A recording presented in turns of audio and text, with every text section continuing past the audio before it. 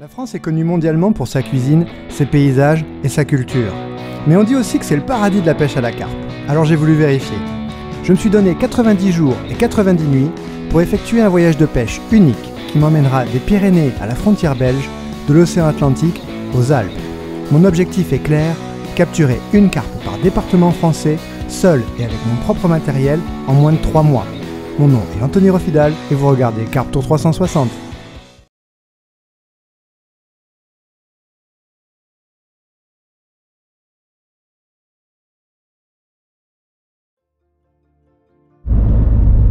Département des Hautes-Alpes. On arrive! C'est toujours trop cool de découvrir un nouveau lac, une nouvelle rivière. Bienvenue en Hautes-Alpes. Bon, c'était vraiment l'un des plus beaux départements où je suis passé. Pour moi, la vue sur la montagne, c'était incroyable. La route était vraiment magnifique. Et j'ai trouvé un plan d'eau, le plan d'eau du Rioux, où il y a la pêche de nuit. L'eau est très belle, le décor est somptueux et il y a des carpes. Alors, c'était l'endroit parfait. Putain les gars, quel bonheur d'arriver ici pour finir cette journée. Très très bonne journée. Et regardez où est-ce que je suis quoi, c'est... Et vous avez vu la couleur de l'eau? C'est un truc de malade.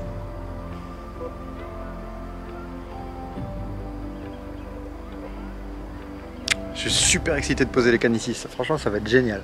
J'ai regardé encore une fois sur ces maps Genesis, là, j'ai trouvé les fonds, les cartes bathymétriques. C'est pas si profond que ça, hein. Donc ce que je vais faire, c'est que je vais mettre 2 cannes vraiment sur la bordure. Je vais pêcher très près de la bordure, donc je pense à peu près 1,50 m d'eau. Et il y a une canne que je vais mettre derrière moi en fait, là-bas, à peu près aux 3/4 de la largeur. La queue du lac est juste à gauche, hein. Après c'est des roselières. Et j'ai vu aussi du coup sur ces maps qu'il y a en fait une sorte de plateau dans 1,50 m, 2 m d'eau. Et puis derrière, ça plonge un petit peu. Voilà, ça prend bien le soleil. C'est vraiment un bon endroit. C'est proche de la queue du lac. Peut-être un passage. Donc je me dis, voilà, je vais mettre un petit peu d'appât là-bas au cobra. Et puis le reste, pêcher l'extrême bordure de mon côté. Je pense que c'est une bonne approche. On verra bien ce que ça donne. Allez, je m'installe.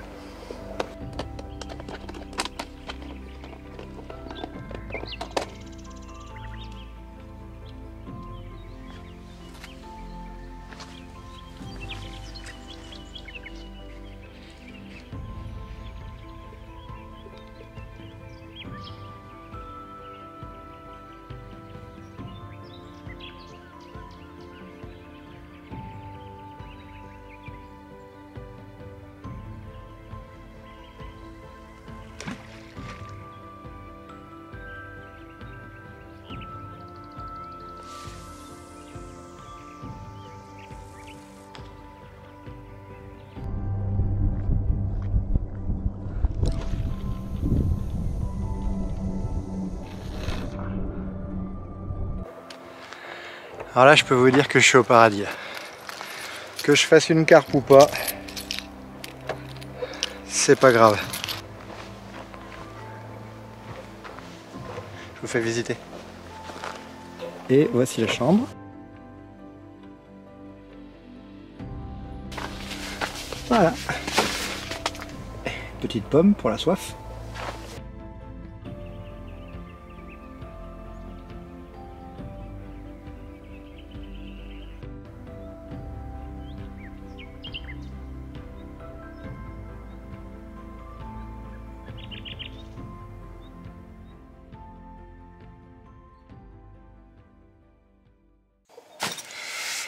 Bon les amis, c'est le matin, la nuit est passée.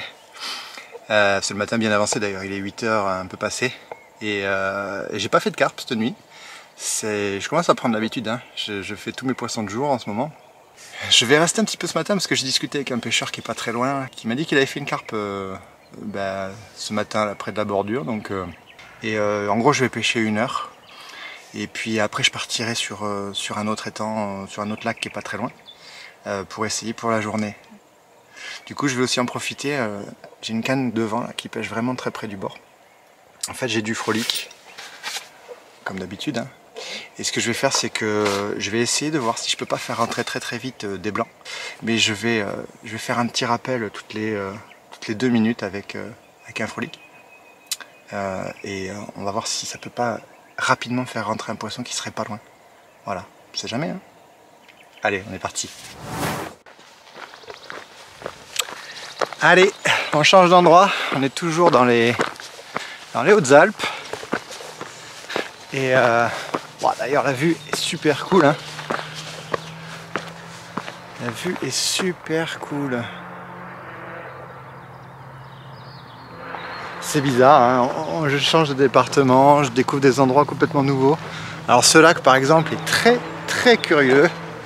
Il est complètement empierré tout le tour.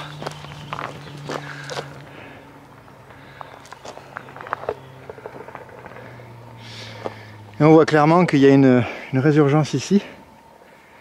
Alors je sais pas, ce sont des eaux qui viennent de la montagne, je sais rien du tout.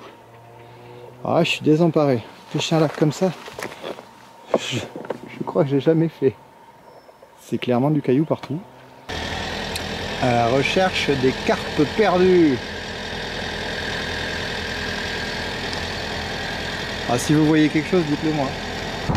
Bon, ça m'inspire pas trop. Il y a peut-être des carpes, hein, et peut-être que j'aurai une chance d'en faire. Mais il faut que j'aille vite, et là c'est un pari trop risqué.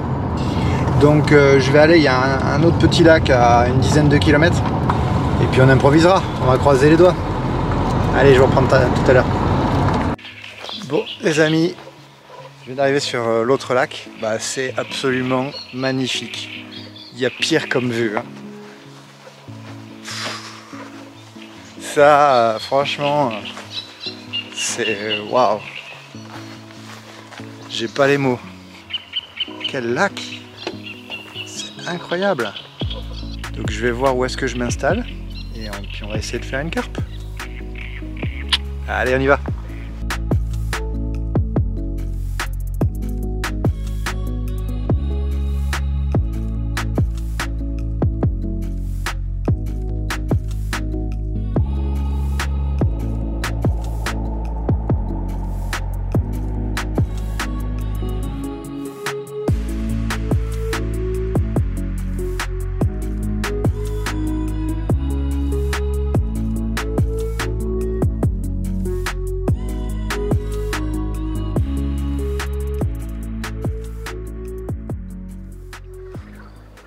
Bon, ça fait à peu près 3 heures que je pêche.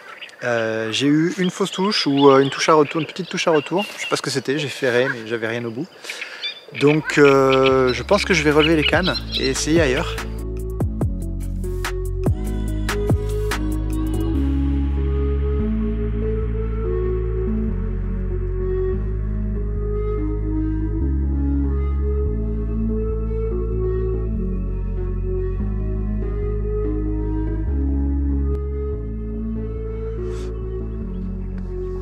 Bon, il y a très peu d'eau, mais je suis assez confiant. En fait, je pense pas que les carpes soient en train de frayer, hein. Je les vois pas du tout frayer.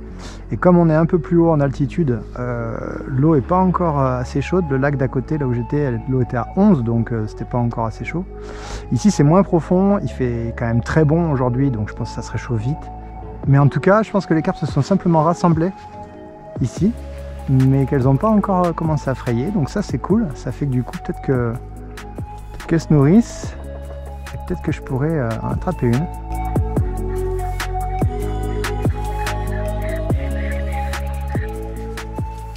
Bon, ça fait à peu près 1h30 que je pêche du coup sur le spot. Pas de touche. Donc je vais décoller. Il y a effectivement les poissons qui sont là. Mais je pense qu'ils commencent pas mal à se préparer pour la fraie et je suis pas sûr qu'ils mangent.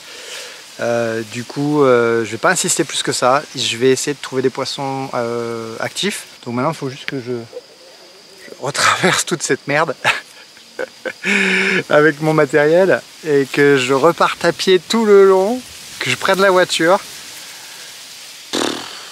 J'en ai pour 1 kilomètre de marche dans des conditions pas terribles. Bon bref, je vais pas me plaindre plus que ça. Je vais tout remballer et puis on va aller essayer ailleurs.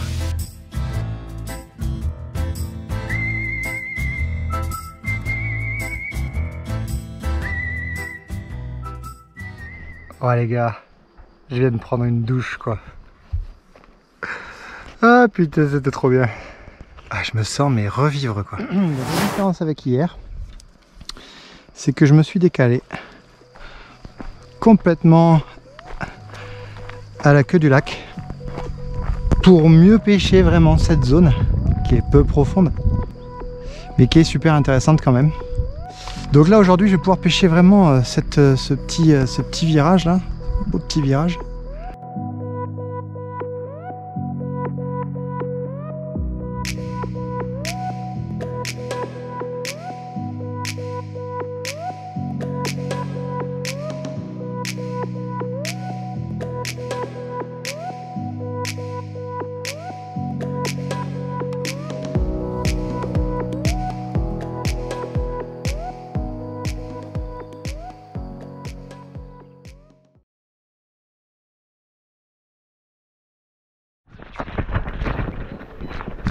C'est parti les gars, c'est parti.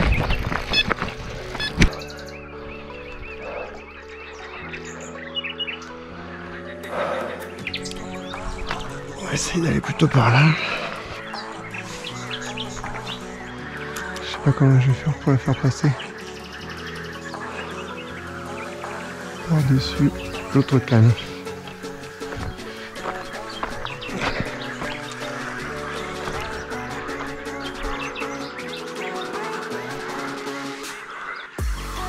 Allez, allez, ça elle est pas encore... Non, elle est pas encore rendue. Hein. Ouais, je pense qu'elle aime pas trop la lumière. Ouais, je vais éteindre, désolé, vous voyez peut-être plus rien.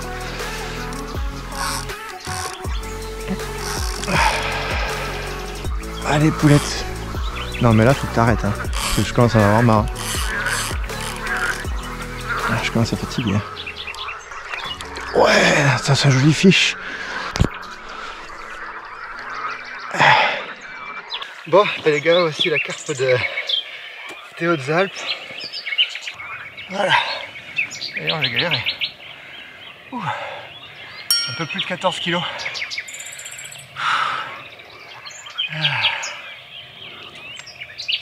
Voilà. Ah ouais, putain. Énorme. Je sais pas quelle heure il est. Je dirais 5h.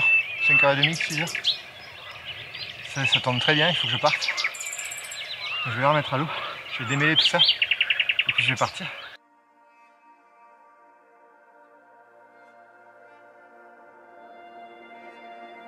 Fort de ce succès, j'ai pris un peu trop la confiance. Je suis passé par la Drôme, c'était pas prévu, mais je m'y suis arrêté pour tenter le coup. La Drôme, un département bien connu, très touristique également, avec des paysages superbes, des sites médiévaux, le Nougat, c'est bien connu. Pour la pêche, c'est surtout sur le Rhône qu'il va falloir tabler et quelques étangs. Il n'y a pas beaucoup de choix, mais quand on connaît bien, je pense qu'il y a vraiment de quoi faire.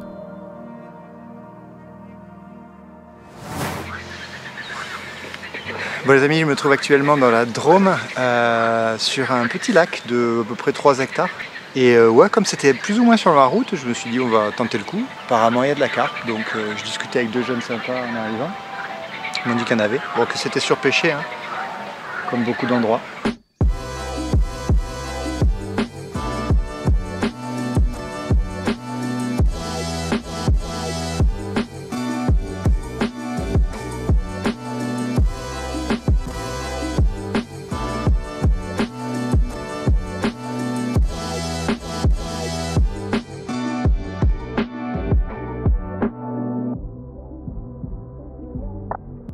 Bon, voilà, j'ai essayé quelques heures sur ce plan d'eau qui était très joli, mais malheureusement ça n'a rien donné. Alors je reprends mon plan initial, direction le Vaucluse.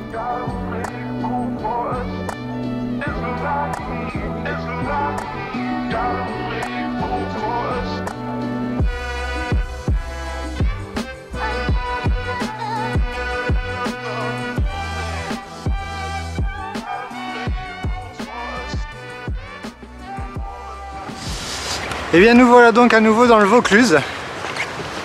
tout à fait au nord du département, où je vais pêcher un petit contre-canal qui m'a été recommandé par l'ami Nico de la chaîne Carp Style.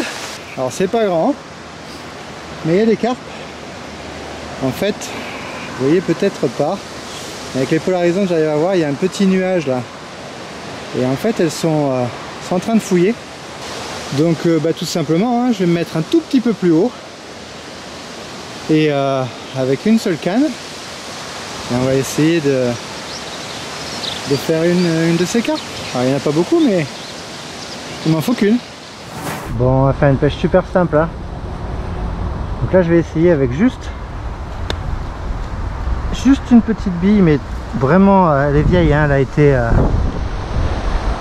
utilisée, surutilisée, réutilisée.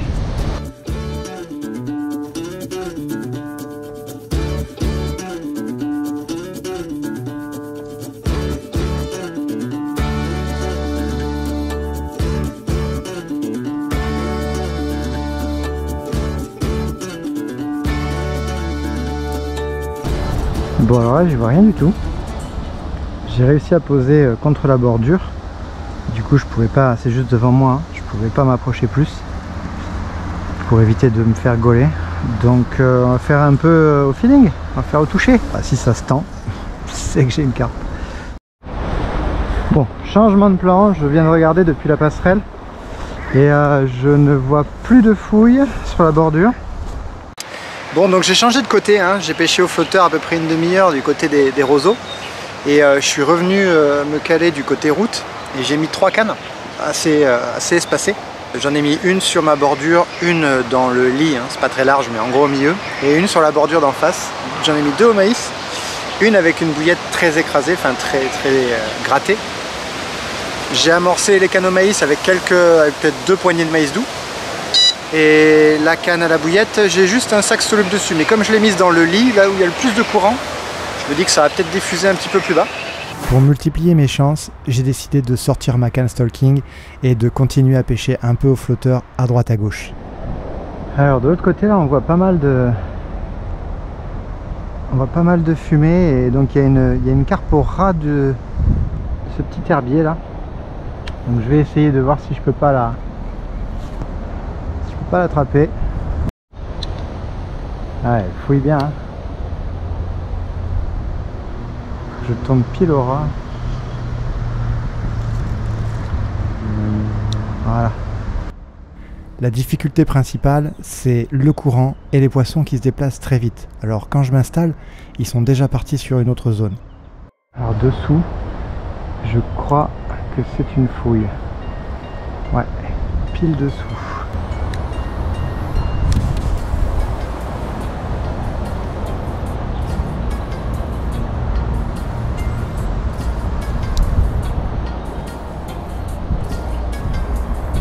Ah, j'ai une touche.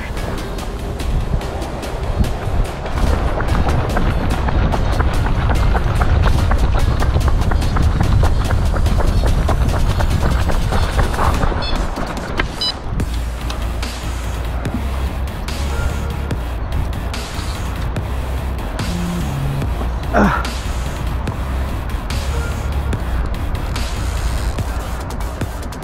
Ça frotte. Ça frotte de partout.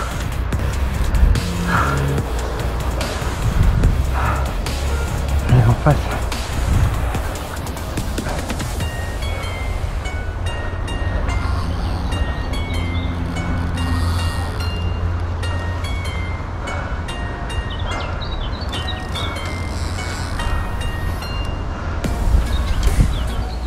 Ah ouais, cool, elle est belle. À mon avis, elle n'est pas rendue encore. Allez. Non, non, non, non, non. Oh putain. Allez, viens là. Allez. Non, non, non, non, non, non, non, non.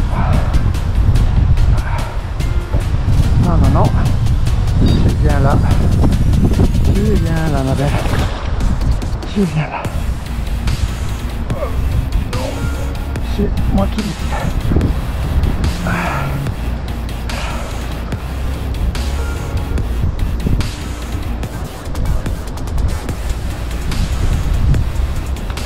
Allez. Non, putain. Allez. Yes. Ouh, qu'est-ce qu'elle est nerveuse. Ouh, qu'est-ce qu'elle est sauvage. Voilà ma petite carte du Vaucluse. Génial. Super.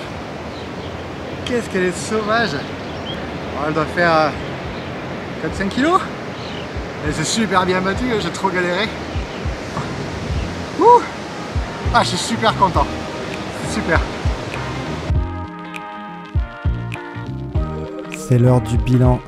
Bon, objectif atteint, j'ai réussi à inverser la tendance. Après avoir galéré pendant quelques jours, il semble que les étoiles s'alignent à nouveau. J'espère que ça va continuer comme ça.